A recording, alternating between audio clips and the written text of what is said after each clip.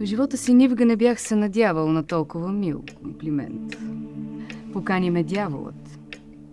Старият дявол. Дома си на чашка абсент.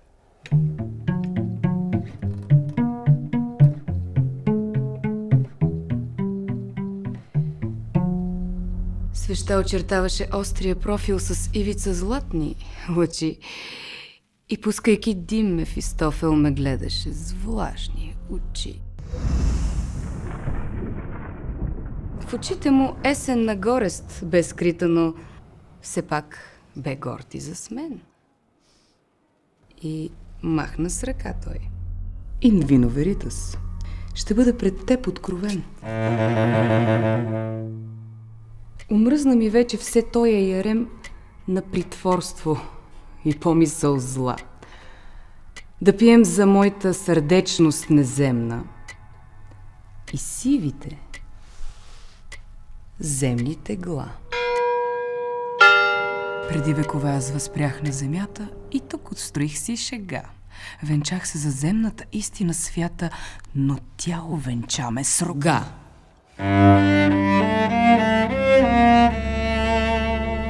Възпламнах от ревност и в черна омраза за своята стъпка на чест.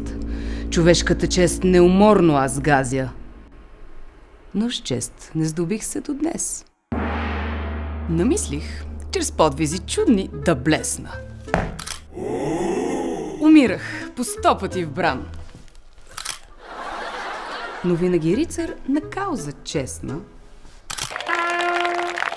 Не бидох пак с чест увенчан.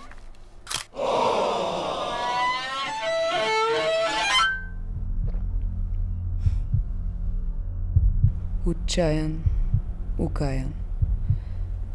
Веднъж булеварда аз тръгнах неземно с злочест и вдигнах над себе си ясна плакарда. Човекът без капчица чест! Но странно, презрение няма ни капка. Посрещат ме вред с интерес.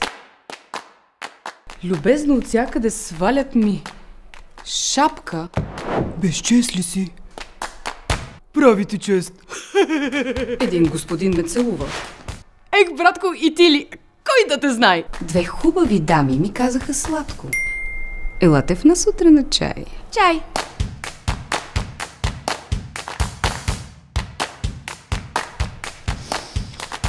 Чудесно. Невиждано.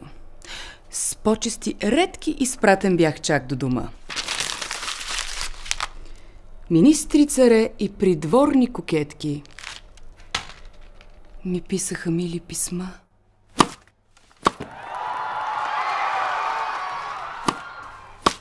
И ето ме, важен, блестящ, елегантен, богат като истински крес. И знам аз, крадец съм, лъжец, спекулантин, безчестник, но винаги с чест.